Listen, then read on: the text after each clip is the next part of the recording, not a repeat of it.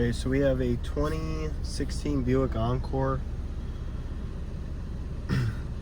It had a System 2 lean code and a P0496, which is a Purge, incorrect Purge flow code. And as you can see, long-term and short-term fuel trim, it was sitting at 9.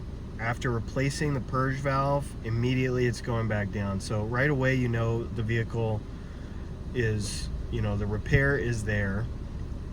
The repair is there.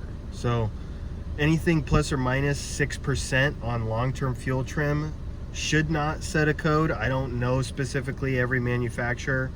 On this particular vehicle, you can see it's kind of trickling down to get the long-term back down to as close to 0 as it can. That's ideal. But like I said, at first it was at about 9, and within the last couple minutes it's already gone down to 4. So there's definitely something that's being corrected immediately. Some vehicles, they do require you to perform a reset. This one, you did not have to do that. So sometimes it doesn't actually start correcting the fuel trims that it has learned unless you do a reset. This motor doesn't really sound that great. Probably the AC system. That can put a drag on and make some weird noises. But this is your purge valve, purge solenoid, whatever you want to call it. These things can sometimes leak. Basically, you got going to your intake manifold. This is creating vacuum. This line goes back down to the evap system into the fuel tank. This solenoid will command on and off.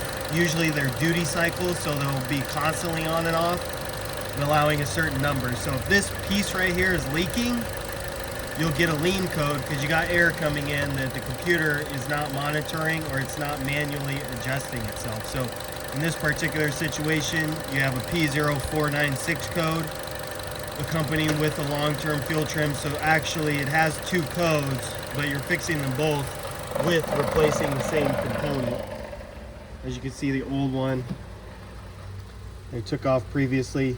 Don't mind my stickers. Yeah, they're pretty common failure part. The vehicle it's a 2016, so it's 6 years old. It's old enough to cause a problem. So you can check it with a power probe or just on-off solenoid, make sure that's working, and check for any potential leaks. And this one doesn't have a current leak, but sometimes it can start to stick. Like I said, all you really do is look at the long-term, short-term fuel trim, make sure they're getting as close to 0 as possible, so that should eliminate any codes. Again, let me know if you have any questions. But for now, got this one fixed.